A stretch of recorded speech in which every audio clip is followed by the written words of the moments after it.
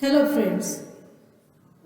In the first, second and third lecture of regression analysis, we discuss introduction to linear regression, and in that we discuss how to estimate the regression coefficients beta naught and beta 1 from your sample quantities. Okay.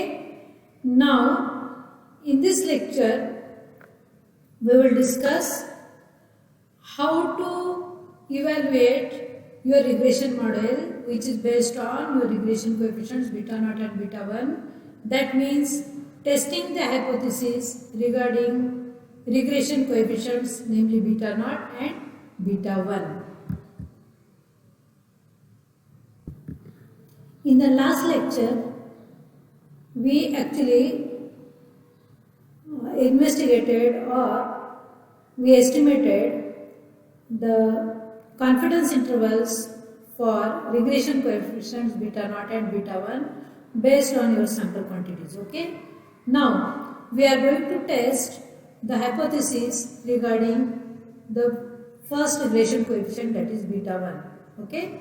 Suppose we want to test the hypothesis that slope equals a constant, say beta 1c. What is my regression equation? My regression equation is y is equal to beta naught plus beta 1x plus epsilon. And what is the epsilon? Epsilon are the error components which follows normal distribution with mean 0 and variance sigma square. Okay. We have also seen that how to estimate population variance sigma square from sample quantities. So it is mean sum of squares of residuals, okay, or residuals mean sum of squares. Now when you look at beta 1 is slope, since the equation of regression is linear one. Okay. Now we are trying to see whether this beta 1 has certain constant value in the population, say equal to beta 1c. Actually we can call it as beta naught, but beta naught is our another coefficient. So in this case we will call it as beta 1c. C means constant. And we are going to test the hypothesis regarding beta 1 is that h naught is beta 1 is equal to beta 1c against h1, alternative hypothesis beta 1 is not equal to beta 1c. So it is two-tailed test. Okay. And what is my error component epsilon I? It follows normal distribution with mean 0 variance sigma square, where the ith observation yi follows normal distribution with say value beta naught plus beta 1 xi and sigma square. Okay. So because of this assumption, my y variable follows normal distribution. Okay. Now if these conditions are satisfied, then we will go for testing of regression coefficients beta 1. Now beta 1 hat is a linear combination of observations of yi, and we write it as beta 1 cap is equal to summation of di yi. Actually we have done this in second or third lecture, that is one can write beta 1 cap, that is estimated value of beta 1, as a linear combination of yi values with coefficients di. And what is my di?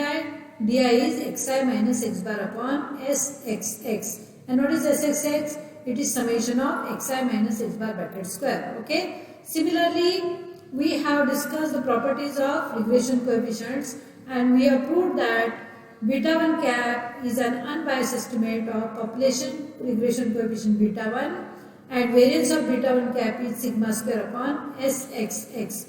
Actually sigma square is, most of the times this sigma square is unknown to us, and we estimate it from our sample quantities, and which is equal to mean residual sum of squares. Okay. So when sigma square, now when we are going to test the hypothesis, one has to think of the two cases. The first case is that whether sigma square is known and when sigma square is unknown and we estimate it from your sample quantities. Okay. When sigma square is known, then under h naught, that is when null hypothesis is true, when beta 1 is equal to beta 1c, then my test statistic is my z statistic because because of this assumption that it follows normal, and therefore z is equal to beta 1 cap minus beta 1 c, which is stated value of beta 1 in the population, upon under root of sigma square upon sxx. Okay, so this follows normal distribution with mean 0, variance 1 under the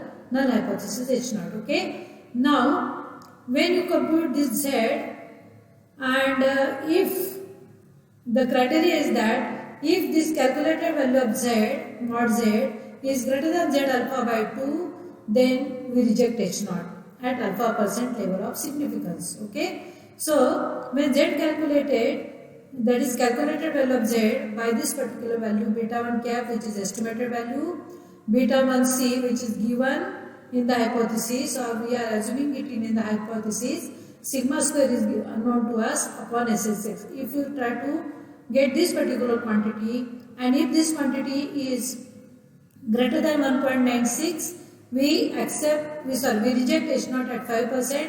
If this value is greater than 2.24, we reject the null hypothesis at 1% level of significance. Okay. Now when sigma square is unknown, that is, if sigma square is not given, generally sigma square is unknown to us. In that case, what to do? In that case, we estimate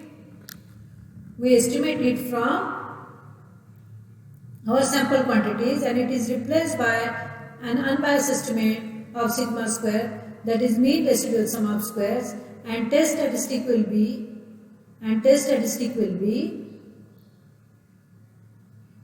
what is my test statistic? Test statistic will be beta 1 cap minus beta 1 c, which is given in the hypothesis, upon m SS residual upon SSX.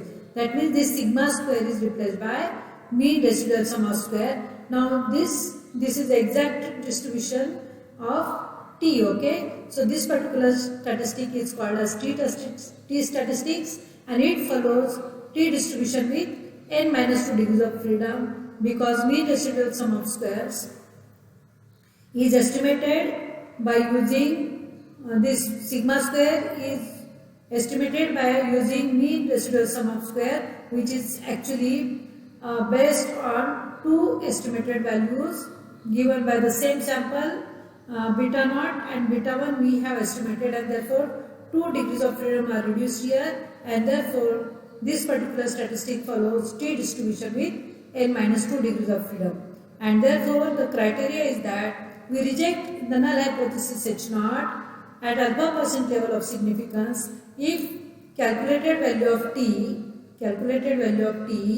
is greater than t n minus 2 alpha by 2, as the rejection region lies on both sides of the tail. Okay, because here my null alternative hypothesis is two-sided. My alternative hypothesis is two-sided, and therefore I need to compare it with t n minus 2 alpha by 2. Okay. Similarly, if you want to test significance of this regression coefficient, significance means whether it is 0 or non-zero. When beta 1c is 0, then we definitely say that there is no relationship between x and y, and therefore sometimes it is very eventually necessary to see the significance of regression coefficient beta 1. That means if you want to test beta 1c is equal to 0 or not, instead of beta 1c I will write it as 0. Therefore my null hypothesis h0 is beta 1 is equal to 0 against h1 beta 1 is not equal to 0. Here this beta 1 is now replaced by 0, and therefore the hypothesis become sigma square beta 1 cap upon under root of sigma square upon SSX, and this follows normal distribution mean 0, variance 1. Further, if sigma square is unknown, we use an unbiased estimate of sigma square obtained from the sample quantities, which is mean residual sum of squares, and in that case I will write test statistic t is equal to beta 1 cap upon root of mean residual sum of squares upon SSX, and this follows T distribution with n minus 2 degrees of freedom, and rejection rule is as per stated above, that is, reject the null hypothesis H0 at alpha percent level of significance if calculated value of mod T is greater than Tn minus 2 alpha by 2. If this particular thing is accepted, that means if beta 1 is equal to 0 is accepted, then what will be the case of your scatter diagram? In that case, all the points of the scatter diagram will be parallel to a line which is parallel to x-axis, okay? And therefore, actually, there is no effect of x variable, there is no effect of x variable on estimating the value of y. So, the situation may be in that case like this, and y is constant for almost all values of x, and it doesn't change with the value of x, and therefore here beta naught is equal to 0. And therefore, the variables x and y are said to be uncorrelated in that case.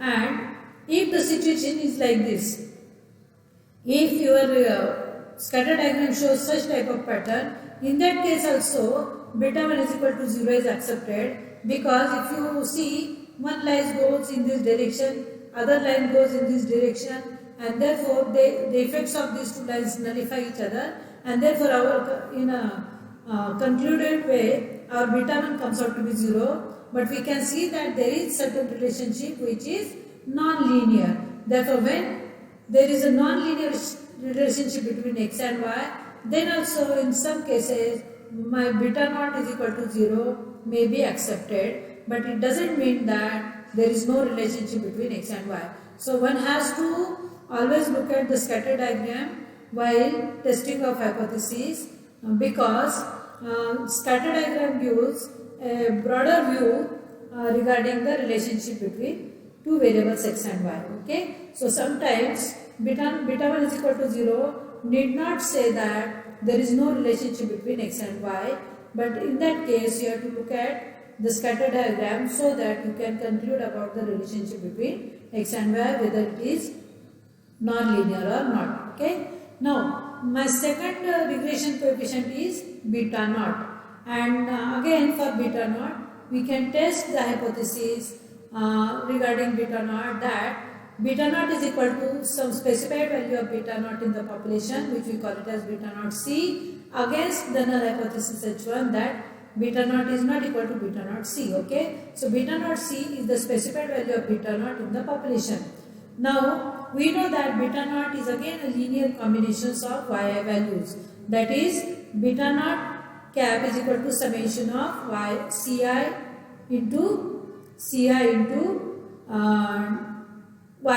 Okay, and further we also proved that expected value of beta naught cap is beta naught, that is beta naught cap is an unbiased estimate of population regression coefficient beta naught, and also we know that variance of beta naught cap is equal to sigma square into the bracket 1 upon n plus x bar square upon sxx. We have proved both the things. Okay, now in order to test the hypothesis, again one has to consider the two things, whether sigma square is known and whether sigma square is unknown. Okay, when sigma square is known, then it's very good, and then our test statistic will be z is equal to beta naught cap minus beta naught c, which is specified value as per the population regression coefficient, divided by under root of standard error of beta naught, which is equal to under root of variance of beta naught cap. Okay, now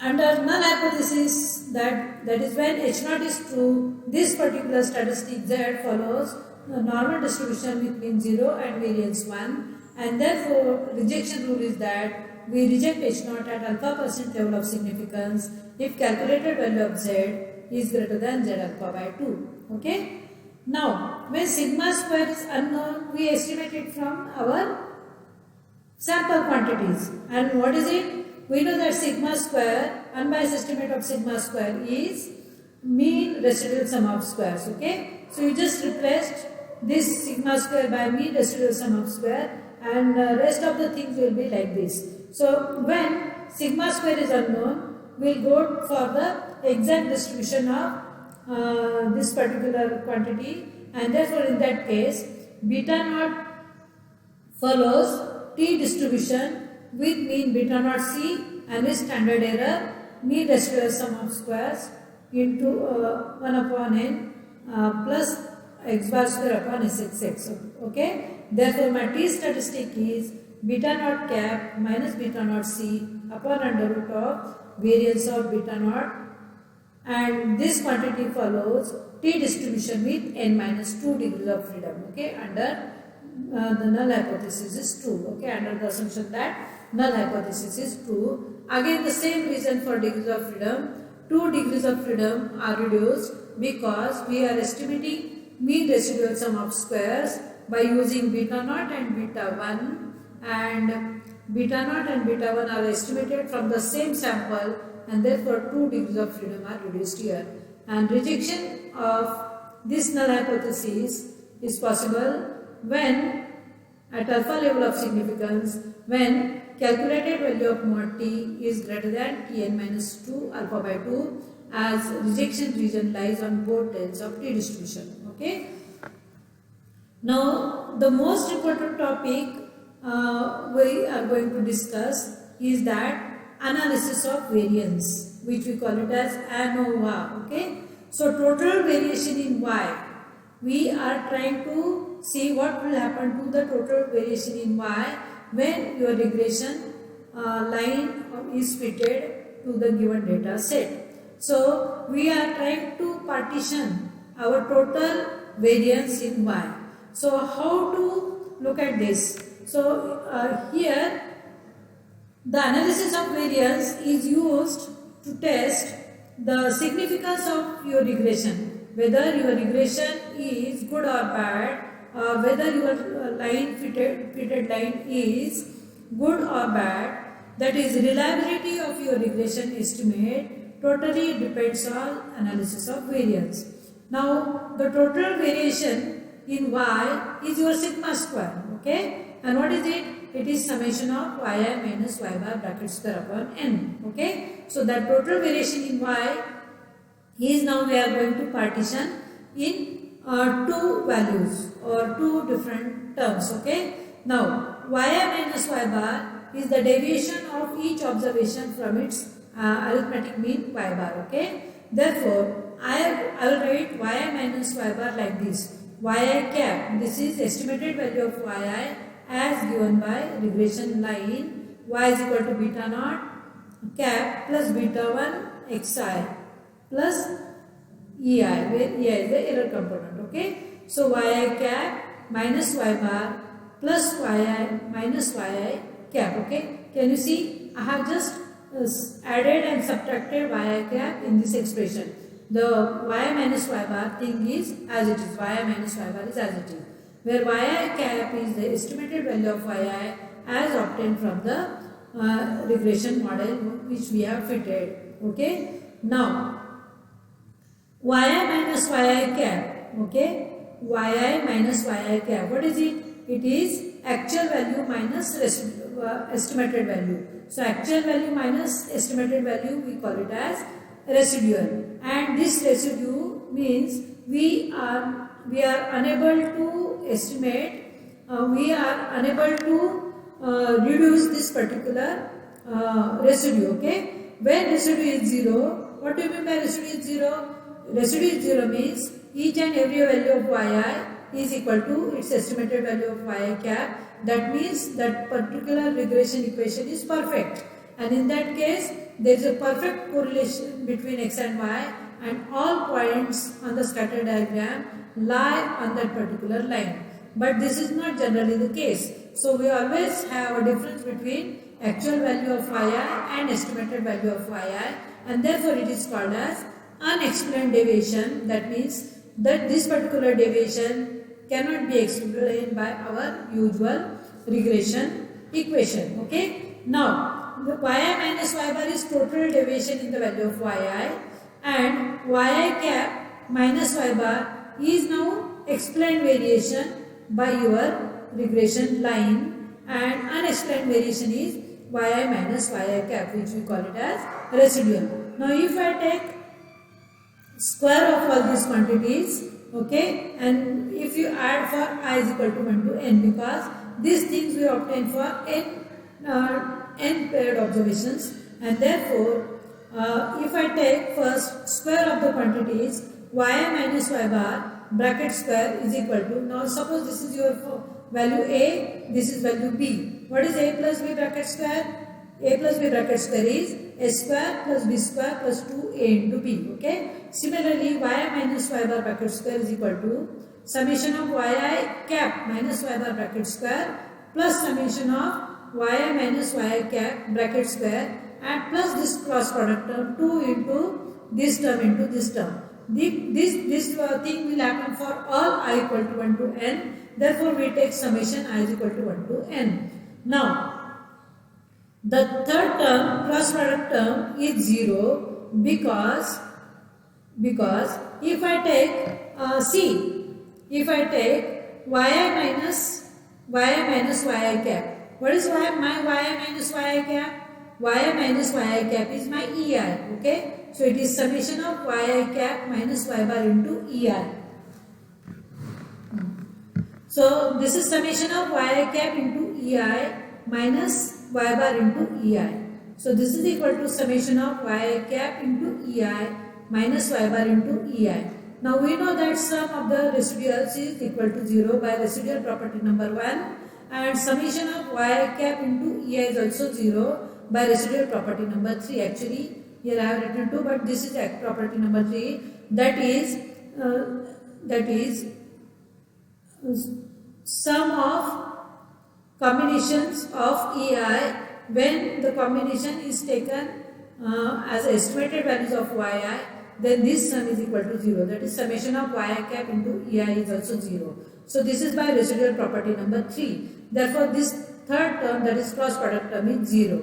Now, summation of yi minus y bar square is equal to total sum of squares, and which is total variation in y, which we call it as sum of squares due to total, or total sum of squares. Okay, so this is your total sum of squares. Now, summation of yi cap minus y bar, summation of y cap minus y bar is my sum of squares due to residual, because sum of square due to regression, because this is explained deviation. Okay, y cap minus y bar is explained deviation due to regression. Therefore, this is sum of squares due to regression, and yi minus yi cap is my error or residual. Therefore, summation of yi minus yi cap square is my residual sum of squares. So remember the notation that this is equal to SST, this is equal to SSR, and this is equal to SS residual. Okay, so you can write it now. SST is equal to SSR plus SS residual. Okay, now what is my SSR? My SSR is summation of yi cap minus y bar bracket square. What is my yi cap? Estimated value of yi as given by the regression line. It is beta naught cap plus beta 1 cap into xi. Again, this beta naught I can write in terms of beta 1. So what is my beta naught? My beta naught is y bar minus beta 1 cap into x bar. Okay. Now, can you see this y bar get cancelled? This beta 1 I can write common, I can take common. So inside the bracket I will have xi minus x bar. The whole bracket square gives beta 1 cap outside the bracket, and beta 1 cap square is outside the bracket, summation of xi minus x bar square. This is my sxx. Okay. And what is my beta 1 cap? My beta 1 cap is sxy upon sxx. So one of the beta 1 cap I have written here, sxy upon sxx, in order to cancel with this sxx. Therefore, beta 1 cap into sxy, this is my sum of squares due to regression. So what is my SSR? This is just for computational purpose. In order to compute SSR, you just take beta 1 hat into sxy, that will give me SSR. And this, now if I look at SST, that is total sum of squares. So total sum of square has n minus 1 degrees of freedom. Why? Because one of the constraint is lost due to one of the degrees of freedom is lost due to one of the constraint, that is summation of yi is equal to n times y bar. Okay, so sum of deviations of all observations of yi taken from its arithmetic mean is 0, and therefore because of this constraint on n values will reduce my 1 degree of freedom, and therefore SST have n minus 1 degrees of freedom. Okay, therefore while computing SSR, that is sum of squares due to residual, sum of square due to regression. So SSR means sum of squares due to regression. Here also this has only 1 degree of freedom, as it is computed using only one parameter, beta 1 cap. If you look at here, SSR is beta 1 cap into SXY. Okay, so SSR is computed using one parameter which is based on sample quantity. Therefore SSR has 1 degree of freedom. Further we know that residual sum of squares has n minus 2 degrees of freedom, as residual sum of square is obtained using two regression coefficients beta naught and beta 1. Therefore 2 degrees of freedom are reduced because of these residuals. Okay, so this is the table which we always write in case of analysis of variance. So ANOVA is a word which is a magic word which is always used in statistics, that is analysis of variance. See, the reliability of any statistic depends on its variance. Okay, so when you talk about estimation of population parameters using sample quantities, the reliability is measured through the variability. So variability is one of the important criteria to see whether your estimated values are good or bad. So analysis of variance judges these things. Okay, so while having ANOVA table, these 5 columns are always there. The first one is, what is your source of variation? So when you are measuring variation, what is the source of variation? Then how many degrees of freedom each of this particular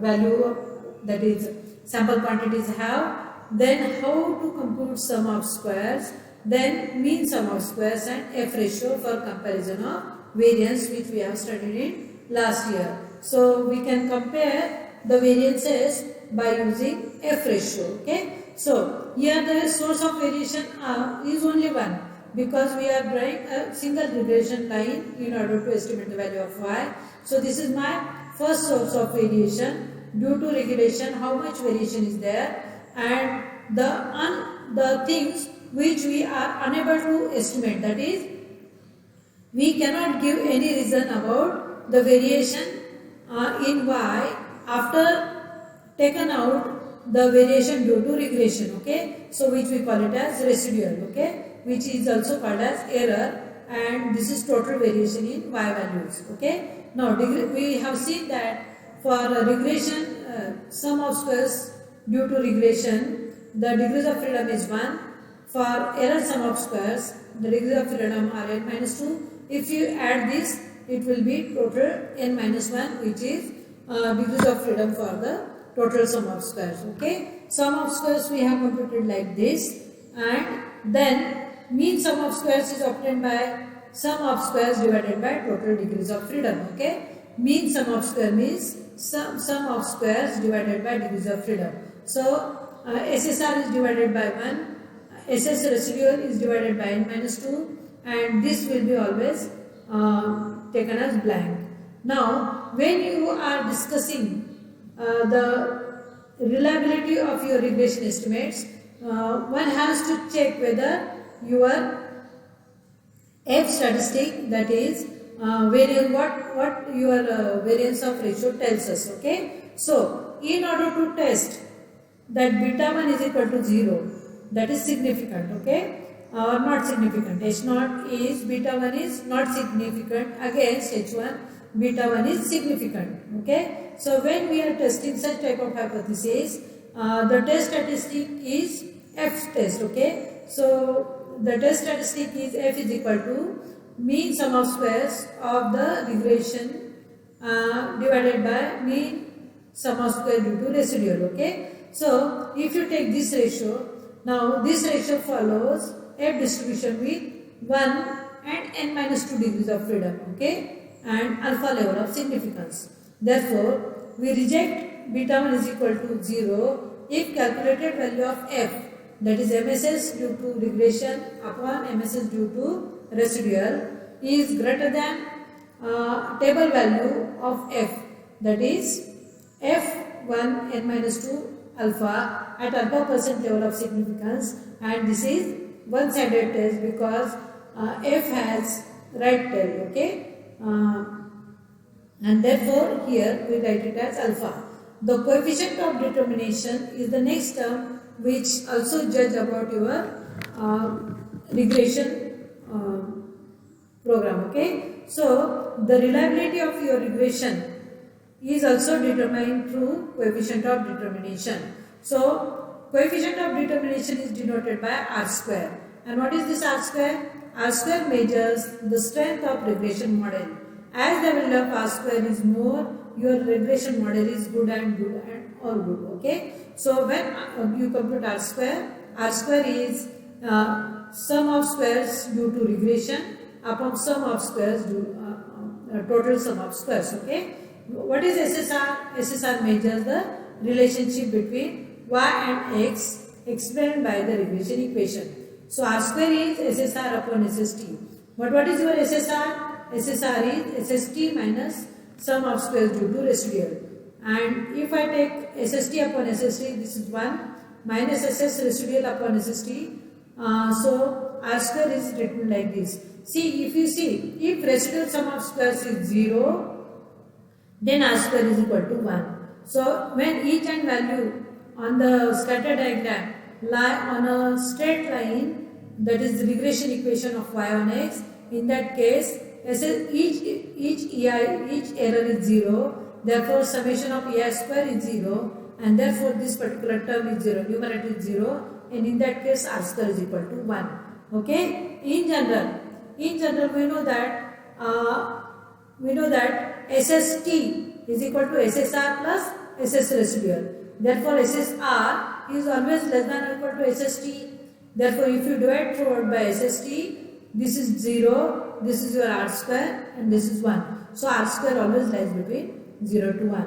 So reliability of your regression estimate always depends on R square. As the value of R square increases, your regression is, you can say, very good, and if R square is less, then you have to try for another types of regression, non-linear regression, say it may be parabolic, it may be exponential or something like that. So this is all about how to test the regression coefficients, whether they are significant or not, or whether the particular value given by the population quantity is true or not. That type of hypothesis we can test. Further, reliability of your regression estimate can be judged through analysis of variance as well as by determining coefficient of determination R square. Okay. So these are the techniques to see whether your regression is good or not. Okay. In the next lecture, now we will discuss one basic problem in linear regression, and we will try to find out all these things in that particular problem, and also we will try to interpret the result according to the given problem situation. Okay, thank you.